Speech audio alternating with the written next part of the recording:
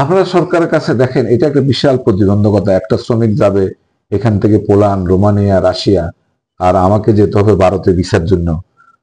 এটা যাওয়া আসা একটা হ্যাসেল। আর ইদানিং ভারতের ভিসা রেস্ট্রিকশনের কারণে এটা যেতেও পারতেছে না। আবার ওইখানে ওই দূতাবাসগুলোকে কেন্দ্র করে এক ধরনের দালাল চক্র সৃষ্টি হয়েছে, যারা টাকার বিনিময়ে অ্যাপয়েন্টমেন্ট দেয়, টাকার বিনিময়ে ভিসা জমা দেয়। শেষ পর্যন্ত প্রায় 50% লোকজনের ভিসা পায় না। তো টাকাও নষ্ট হচ্ছে, শ্রম নষ্ট হচ্ছে, ওই কোম্পানি যারা আমাদেরকে ভিসা দিচ্ছে তারাও নিরুৎসাহিত হচ্ছে। আরেকটা ভেরি ইম্পর্টেন্ট ব্যাপার যেটা আমি বলতে ভুলে গেছি, সেটা হলো আমাদের শ্রমিকদের একটা আহ এটা মেনিয়া। তারা যদি রোমানিয়া যায় কয়েকদিন পরে পালা যায়, পোল্যান্ড গেলে পালা যায়, এক দেশ থেকে আরেক দেশে পালা যায়। এই পালিয়ে যাওয়ার কারণে ইউরোপের দেশগুলা আমাদের প্রতি ফেড আপ হয়ে যাচ্ছে। এখন আমাদের সরকারকে উদ্যোগ নিতে হবে, কোন শ্রমিক পালায় যদি অন্য কোনো দেশে যায়, সেই যাতে ওই সমস্ত দেশে কোনো দূতাবাসের কোনো সহযোগিতা না পায়, যেমন পাসপোর্ট না পায়, রিনিউয়াল না পায়।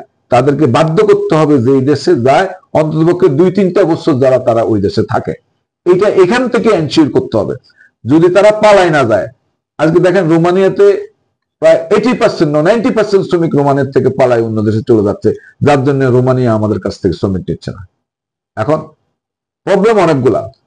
আমাদেরকে শ্রমিক রিক্রুটমেন্টে যেতে হবে, এথিক্যাল রিক্রুটমেন্ট। শ্রমিক রিক্রুটমেন্ট যেতে হবে, দালাল নির্ভরশীল হয়ে শ্রমিক রিক্রুটমেন্ট করা যাবে না।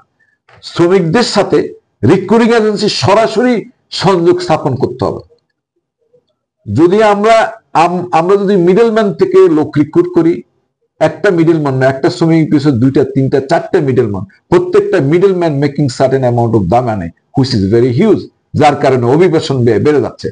আমরা চাচ্ছি একটা শ্রমিক যাতে সরাসরি রিক্রুটিং এজেন্সিতে আসে। তাহলে সেটা কিভাবে? সরকার ডাটা ব্যাংক খুলে দিতে পারে, অথবা বাইরে ডাটা ব্যাংক খুলে দিতে পারে। সেই ডাটা ব্যাংকে শ্রমিকেরা সরাসরি আসবে, পার্টিকুলার রিক্রুটিং এজেন্সি সেই ডাটা ব্যাংক থেকে লোক রিক্রুট করবে। তাহলে আমরা অভিবাসন ব্যয় কমাতে পারবো, সময় কমাতে পারবো, দুর্নীতি কমাতে পারবো, এবং মিডলম্যানের ইনভলভটাকে আমরা এলিমিনেট করতে পারবো।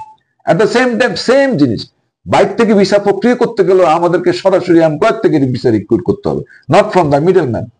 Middlemen always making the problem and increase the migration price.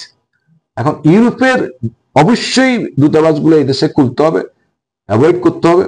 আমাদের শ্রমিকদের রিক্রুট করতে গেলে যে কথাটা বলছি, they must give an undertaking or their guardian, they will not change the employment or they will not migrate from one country to another country.